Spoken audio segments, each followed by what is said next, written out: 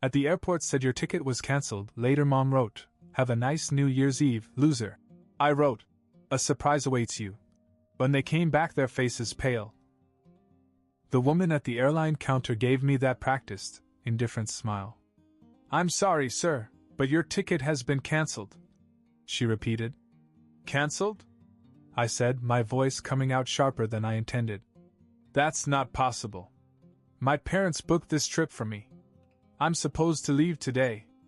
I handed her my phone with the confirmation email on it, but she just shook her head like she'd seen it 100 times before. "Yes, I see the reservation here, but it was cancelled on December 27th. You'll have to contact customer service if you want more details." My stomach sank. I had no warning, nothing.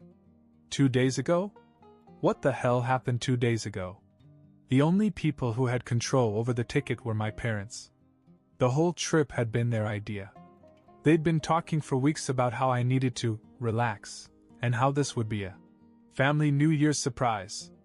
They said they'd take care of everything: flights, accommodations, even spending money. To be honest, I wasn't that excited at first. But hey, a trip to Europe sounded better than spending another lonely New Year in my apartment. They finally convinced me, saying it was a gift for all the help I'd given them over the years. And now, cancelled. I stepped to the side of the line and pulled out my phone. My dad never texts back quickly, so I went straight to my mom. She usually replies right away.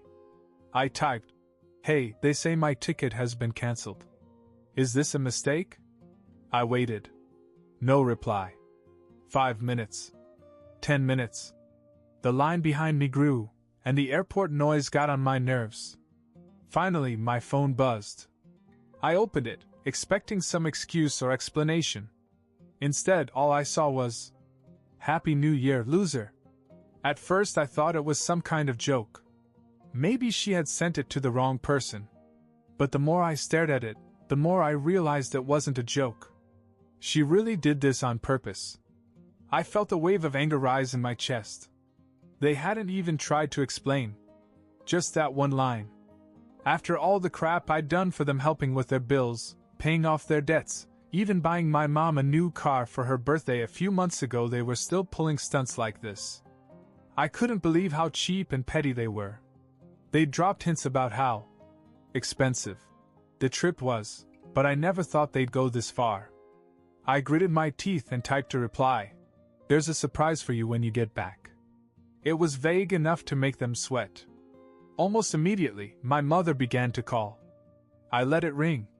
She called again. Decline. Again. Decline. I didn't give her the satisfaction of an explanation. I tossed my phone in my pocket and walked out of the airport. I didn't know exactly what I was going to do, but one thing was clear: I was done being their safety net. They thought they could play me? Fine. I was going to hit them where it hurt. Over the next 10 days, I came up with a plan that would make them regret it for a long time. Over the next few days, my parents continued to blow up my phone. I ignored every call and text. My mom tried to guilt me with messages like, "We were just kidding, and come on, it's no big deal.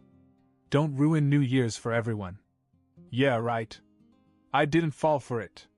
Meanwhile, I spent those days plotting. The first step came to me as soon as I got home. The car I'd given my mom for her birthday? The one she'd been bragging about like it was her greatest accomplishment? Yeah, it didn't stay hers for long. I still had the title in my name, so I arranged to sell it.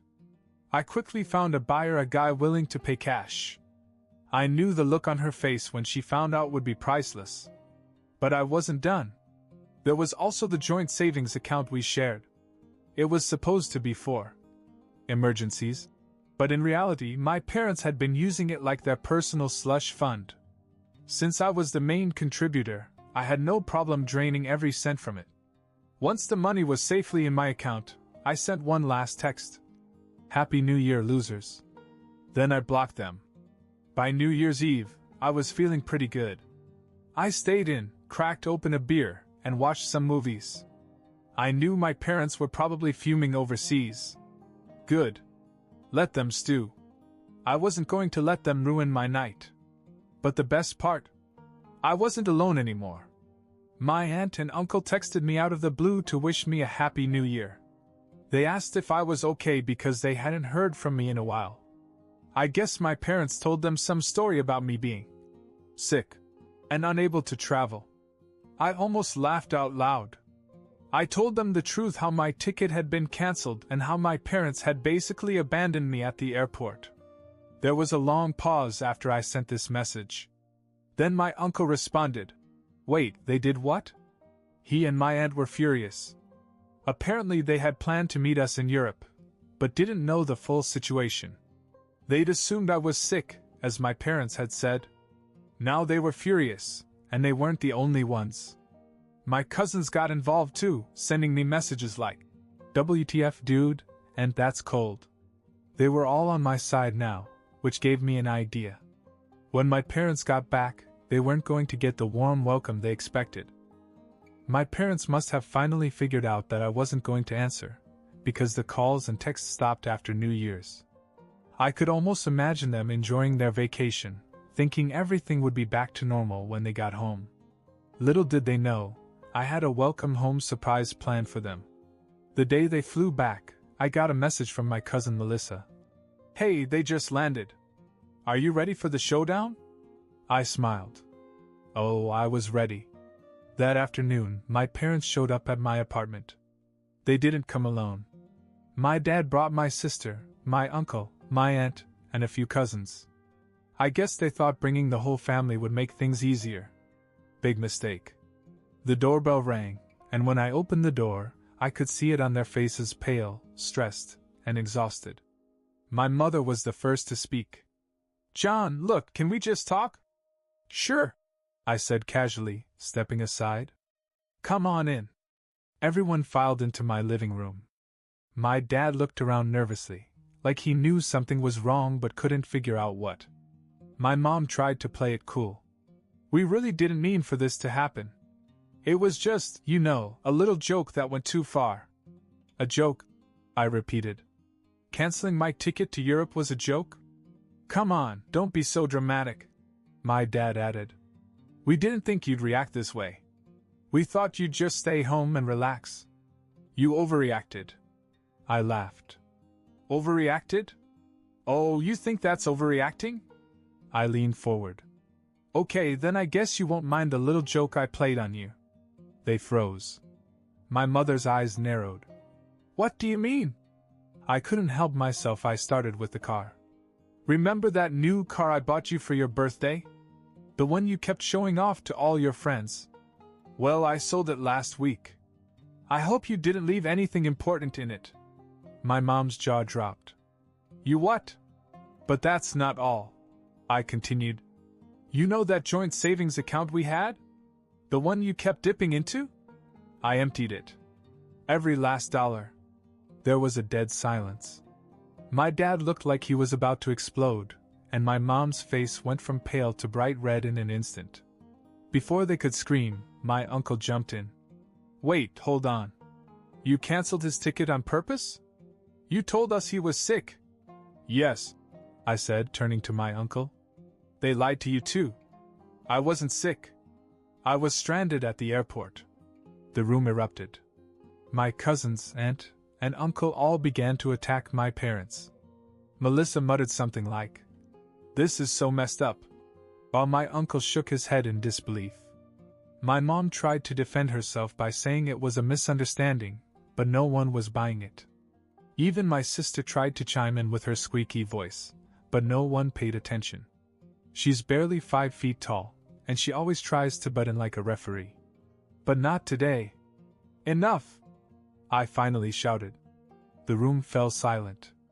I stared at my parents and dropped the last bomb. "I'm done helping you with the mortgage. You can handle it on your own from now on." Now they really lost it. My dad started screaming about how ungrateful I was, how they'd done so much for me, blah blah blah. But nobody in the room was on their side anymore. My uncle even jumped in and said, "You brought this on yourself. That's not how you treat your son." It was chaos. The argument went on for another 15 minutes until I finally had enough and told everyone to leave. My parents stormed out, but my aunt, uncle, and cousins stayed behind to calm me down. Listen, my uncle said after the dust settled, I have an idea. Why don't we go on vacation together? Somewhere warm. My treat. Let's make this right. I hesitated for a second, but Melissa grinned and said, Come on, you deserve it. Let's get past this drama. And so I agreed to go to Hawaii. We made the arrangements quickly, and here's the kicker: we pulled the same trick on my parents. My uncle booked a trip for them, but arranged for their flight to leave from a city 5 hours away. When they called me 2 weeks later to complain about how everything went wrong, I just sent them one last message. Have a nice trip home, losers. Then I blocked them. I thought that was the end of it. We went to Hawaii and had a great time. But when I got back to my apartment, I found a nasty surprise. Hawaii had been perfect: sun, ocean, good company. I could finally breathe after all the family drama. I was actually in a good mood as I walked up to my apartment building, until I saw the car. I stopped in my tracks and stared at the wreckage in disbelief. The windshield and all the windows were shattered. The tires were slashed. But the spray paint hit me the hardest. You shouldn't have moved our property. Bright red letters scrawled across the side of the car like some kind of twisted warning. This wasn't some random act of vandalism. It was personal. I knew exactly who had done it.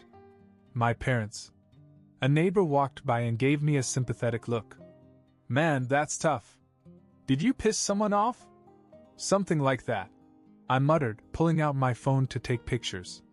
Once I had everything documented, I called the police.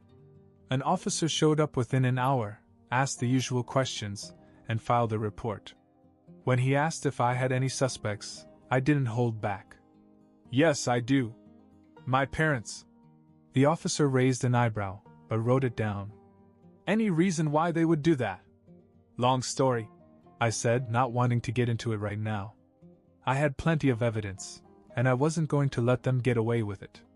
The next thing I did was call my lawyer, who jumped right on board. We filed for vandalism and property damage. It wasn't just about the car, it was about sending a message. If they wanted to escalate it, I was ready. A few days later, I got a call from the officer investigating the case. We interviewed your parents, he said. They claim they had nothing to do with this. In fact, they say it was your sister who vandalized the car. That took me by surprise. My sister? That was out of the question. Are you serious? I asked. They're really charging her? Yes, the officer confirmed. They say she acted out because of a family dispute. We're looking into it. I knew what this was. My parents were trying to use my sister as a scapegoat. She was only 19, and while she could be a pain sometimes, there was no way she would do something like this. I told the officer that, and he promised to keep digging. Sure enough, my sister was furious when she found out. She texted me that night. I swear I didn't do anything. Mom and Dad are trying to set me up. I'm so done with them.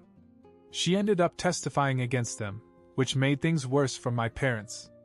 They couldn't beat the charges. The court slapped them with a big fine and ordered them to pay restitution. I thought that was the end of it. But a week after the verdict, I got a letter in the mail. It was from my mother. I almost threw it away, but curiosity got the better of me. I opened it and found a handwritten note along with a small package. The note read, "You've made your point. But before this war escalates any further, you might want to open this." My stomach turned. I didn't trust him for a second. Nevertheless, I opened the package. Inside was a single key. I held it in my hand and turned it over, trying to figure out what it was for. No explanation. Just the key. My mind raced with possibilities. Were they trying to lure me into something? Was this another trap? I had no answers, but one thing was clear: this wasn't over. I stood there staring at the key for a long time. It didn't look like anything special, just a plain silver key with no label or tag. No explanation, no details. Just my mother's cryptic message. I debated ignoring it completely, but my gut told me I had to find out. I didn't want to play into my parents' game, but this key had to mean something. I called my sister, hoping she might know something. "Hey, weird question," I said after some small talk. "Did Mom or Dad ever mention a key to you? I just got one in the mail from them." "A key?" she repeated. "No, that's random. They didn't say anything to me, but you know how they are. Maybe it's for something they've been hiding?" Hidden. That word stuck with me. My parents had always been secretive. They liked to be in control, to make sure that no one knew all the details about their finances, their assets, or their plans. Was this key connected to one of their secrets? "All right, thanks," I said. "I'll figure it out." The next day, I couldn't shake the thought. I tried the key on my apartment door, just to be thorough. No luck. Same with my mailbox. I even tried the storage unit in my building. Nothing. I began to wonder if this was all just a mind game. Then, out of nowhere, my aunt called. "John, are you okay?" she asked, her voice sounding a little concerned. "I'm fine," I replied, confused. "Why is that?" "Well, I heard from your mother today. She said that you would finally understand everything soon." I thought that sounded weird. I paused. "Understand what?" "She didn't say anything else?" "Nope. Just that cryptic line. You know how she loves her little power plays." My head was spinning now. What the hell were they up to? Later that night, I dug a little deeper. I remembered that my parents owned an old storage unit across town. They rented it when I was a kid. I hadn't thought about it in years, but I wondered, could this be it? It was worth a try. The next morning I drove over to the warehouse. The place looked run down, almost abandoned, but it was still open for business. I gave the manager the name on the account, and after showing him my ID, he let me in. Row after row of rusty metal doors stretched out in front of me. I finally found the unit my parents had rented, unit number 312. I took a deep breath, slid the key into the lock, and turned it. It fit perfectly. The door creaked open, revealing a dark, cluttered room filled with boxes and dusty furniture. I stepped inside, coughing as I disturbed the stale air. For a few minutes I saw nothing out of the ordinary. Just old junk, an old couch, a broken coffee table, random boxes labeled Christmas, and tax papers. But then, near the back of the unit, I noticed something strange. There was a large, locked metal box. It didn't match anything else in the storage unit. I tried the key again, and to my surprise it worked. The chest opened, revealing stacks of files, photos, and most importantly, a small safe box. I flipped through the files. They were filled with documents, financial records, property deeds, and even legal papers. Some of them mentioned accounts and assets I'd never heard of. My parents had been hiding money and property for years. There was more cash in the safe than I'd ever seen in one place. I sat there for a long time processing it all. My parents had always claimed that they were struggling financially, that they were constantly borrowing from me, but that had been a lie. They weren't broke. They were hoarding wealth behind everyone's back, using me and my sister as their personal bank whenever it suited them. This wasn't just about the money anymore. This was a whole new level of betrayal. I took pictures of everything and locked the storage unit back up. When I got home, I texted my mom one last time. "I found it." Her reply came within minutes. "We need to talk." But I wasn't in the mood to talk this time. This wasn't just about revenge anymore. I now had leverage and I was going to use it. The money hit my account that night, every penny they had borrowed from me over the years, plus a little extra. It was almost as if they thought paying me off would magically erase everything that had happened. But money wasn't really what this was about anymore. I sat on my couch staring at my phone as message after message came in from my mom. She was trying to negotiate, trying to explain. My dad had gone silent, probably thinking that silence was his best strategy. The truth was, I didn't care about her explanations anymore. I had the answers I needed. They'd been hiding assets, lying, and using me for years. I didn't need to hear any more excuses. The last message I read from my mother said, You don't know the whole story. Family is complicated. We were protecting all of us. One day you'll understand. Understand? Protect us? I laughed bitterly. This was their justification? Taking advantage of her own children under the guise of family responsibility? Later, my sister called. I heard about everything, she said, sounding exhausted. Yeah. It's been a ride, I said, rubbing my face. Mom's freaking out, she continued. She keeps saying that you're trying to destroy the family legacy or some such nonsense. But honestly, I don't blame you. I would have snapped too. You're not wrong. I sighed. I'm done with them, Katie. Forever. I'll keep in touch with you, but them? I'm out. No more talking, no more helping, no more being their safety net. If they want to dig themselves out of their mess, they're on their own. I understand, she said quietly. I'll probably take a step back too. You've been using me for years. I'm tired of it. I want to live my own life without their drama hanging over me. We talked for a while after that about her plans, her school, how she wanted to move out of state and finally stop relying on their support. It was one of the best conversations we'd had in years. For once, there was no guilt, no manipulation, no tension between us. We were just two siblings trying to figure out how to heal from all the damage our parents had done. After we hung up, I sat in the silence of my apartment and let it all sink in. I thought back to all the times they'd guilt me, all the times they'd claimed to be struggling while secretly hoarding money. I remembered standing at the airport, humiliated and stranded because they had cancelled my ticket as some twisted joke. They thought they'd always be in control. But now that illusion was gone. I wasn't afraid of them anymore. A few days later, I received a final message from my mother. We are still your parents. Family is forever.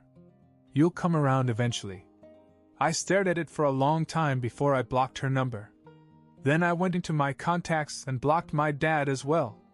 I deleted every old message thread from them, every reminder of their manipulation. For the first time in years, I felt free. From then on, I kept my distance. My sister and I stayed close, and over time our relationship grew stronger. We checked in often, made plans to visit, and talked about everything from work to life goals. Without our parents pulling strings behind the scenes, we could finally be honest with each other. As for my parents, I didn't hear from them directly again. Occasionally, relatives would bring up rumors how my parents complained that I abandoned them or how I was ungrateful. After all they'd supposedly done for me, I let them talk. I didn't feel the need to defend myself anymore. The funny thing is, I used to think that cutting ties with them would feel like losing something. But it didn't. It felt like freedom. I wasn't carrying their burden anymore. I wasn't their pawn or their ATM. I was finally living on my own terms.